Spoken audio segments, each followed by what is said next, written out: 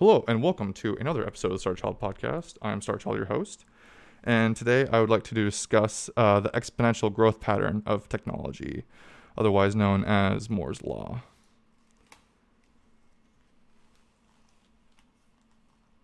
Human intuition is wired to think in a linear pattern and in the short term.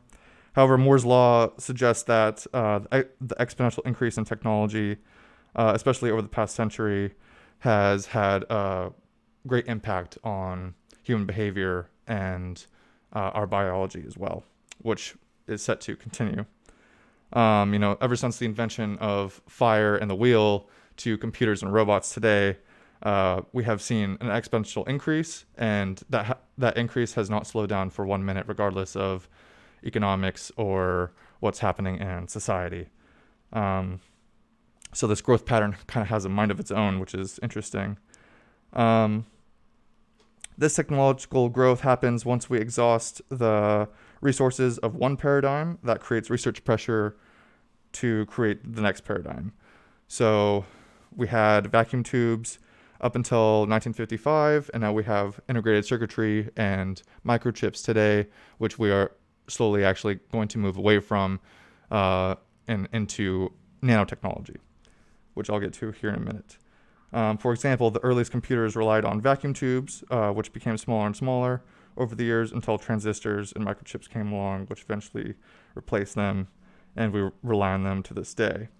The most interesting part of the exponential growth pattern is that it does not slow down, regardless of economic downturns or what's happening in society.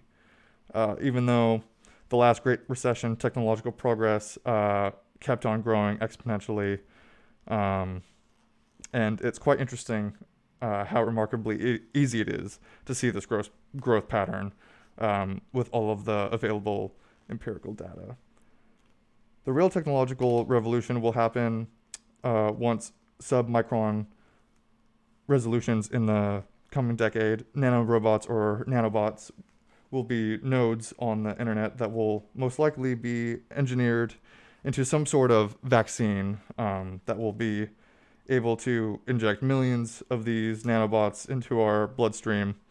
And these nanobots will act such as T cells will go after any infectious disease, including metabolic diseases.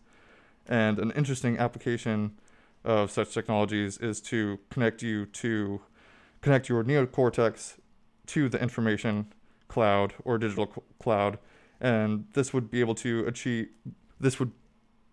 achieved by going in the brain and providing the signal from your senses to provide full immersion into augmented and virtual realities within the nervous system. Our smart devices that we carry around in our pockets are now billions of times more powerful per dollar than the computing power of the 70s and the 80s.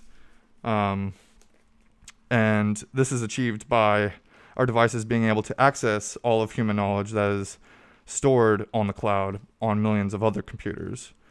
Now I argue that these devices are actually extensions of our brains or our second brain, if you will, and how you spend your time on your smart device or your second brain says everything about the character of who you are really as a person. They can either be extremely distracting or the most valuable tool that we have created, other than our own brains. Our smart devices are the most complex machines in the universe. Our brains are the most complex machines in the universe, but that is why a lot of research teams, research development is being geared towards AI, language learning.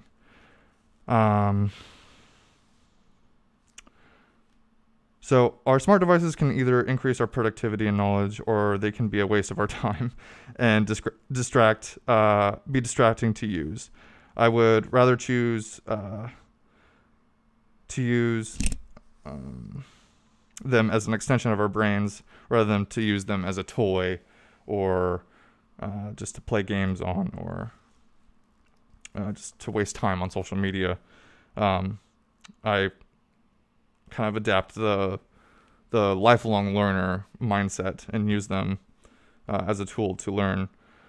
Smart devices aren't directly connected to our brains yet, however, but essentially everything that we do on our smartphones are sent to the digital cloud, and roughly in the 2030s, the implications of the exponential technology growth will allow applications such as putting our neocortexes onto the clouds. The computers in our pockets are billions of times more powerful than that of the computers in the 70s and 80s, and this trend of exponential growth is not slowing down.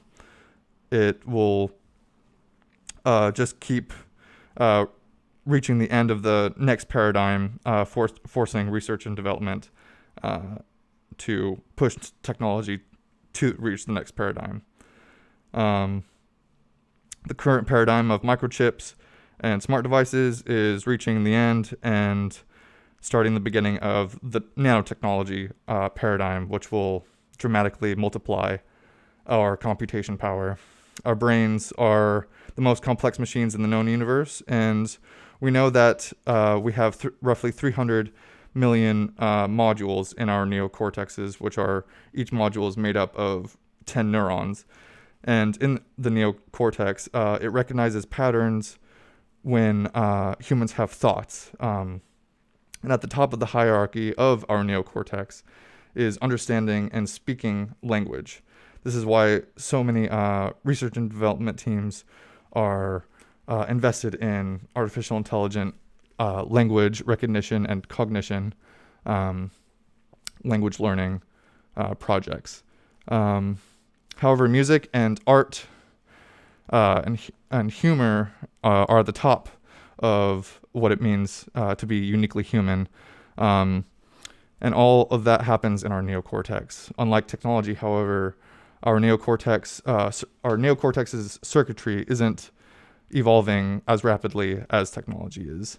So this is where the near future nanobot technology will then enter our neocortexes non-invasively and basically connect our neocortex to the digital cloud.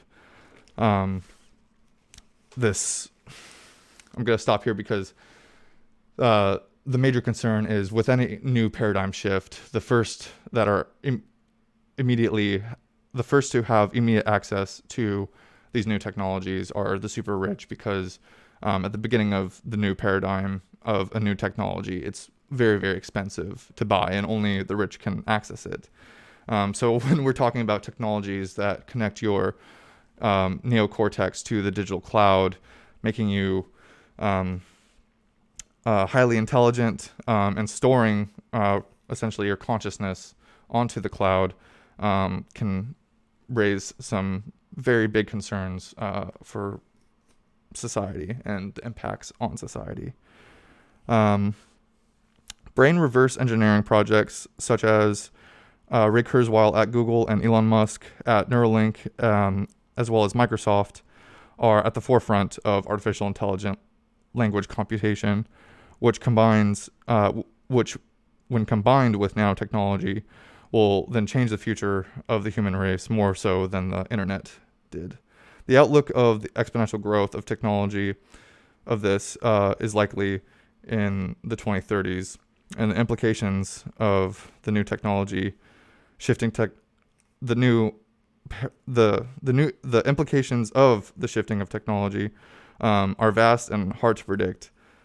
It looks like it will most likely change our behavior and biology, such as the internet revolution did, more so positively than negatively, in my opinion, such as an increase in life expectancy, curing of cancer, HIV, and other infectious diseases, as well as an increase in IQ, intellect, and information processing. The social implications are a little bit more uncertain, however, such as a dramatic change in politics and government structure and society structure, similar to the social damage that occurs with excess social media use. And overall, the accelerating technology growth is good for the advancement of the human race, and I believe that it will make us more understanding and loving and of one another in the end. and we'll recognize our place in the universe. So something to think about, something that I find very interesting and wanted to discuss today. Catch me again next week, where I will be reviewing a couple films that I'm about to see tonight. And I hope you all had a nice Valentine's Day. And catch me next week. All of my information will be in the description below. My website, starchildgallery.com. Email me if you have any questions or comments. And thank you so much for watching, and I will see you again. Bye.